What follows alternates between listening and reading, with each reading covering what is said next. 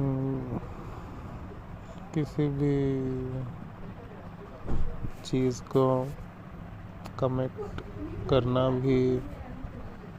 ज़्यादातर हम लोगों की हैबिट नहीं होती है बचपन से। किसी और ने क्योंकि सिखाई है बहुत लंबे वक्त तक, तो हमने भी कमिट करना, फ्यूचर प्लान बनाना शुरू कर दिया। और अपने काम में भी वही चीज़ हम लोगों ने ठूस लिया। तो शांति तो ये जानकर मिलेगी कि अभी चल क्या रहा है, और फिर जो जान जाओगे अभी के हालात को, तो फिर उससे जो कार्य निकलेगा, कर्म इंद्रियां फिर जो करेगी जान के, ऑटोमेटिक वही चीज़ शांति देती, क्योंकि क्लैरिटी होती है। क्लैरिटी, फैक्चुअल क्लैरिटी, एकदम फैक्ट जानने के बाद, प्रेजेंट की सच्चाई जानने के बाद। सेवा की बातें चल रही थी, बिना ये समझे कि सेवा का जो मतलब है क्या,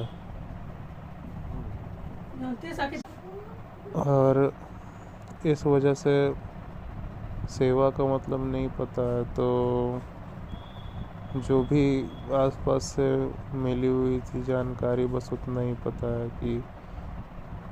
गौ सेवा करनी है, जानवरों की सेवा करनी है, बिना ये जाने कि हमारे जो डेली लाइफ के रूटीन ही है वही उनके लिए सबसे बड़ी मुश्किलें पैदा करती है।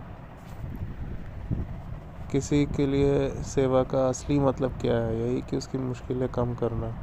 आपने देखा है कोई गाय का गोबर उठाता है, उसको सेवा बोल दिया, लेकिन गाय का गोबर उठाकर उसको सेवा इसीलिए करनी पड़ रही है क्योंकि पहले उसने जबरन